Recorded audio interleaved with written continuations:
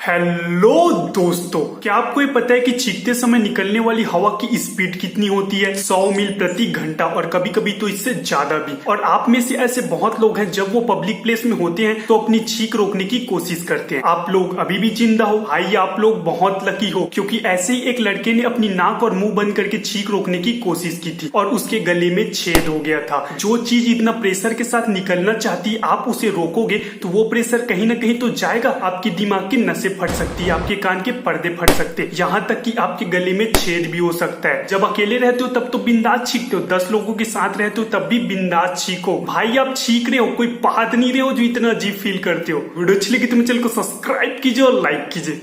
धन्यवाद।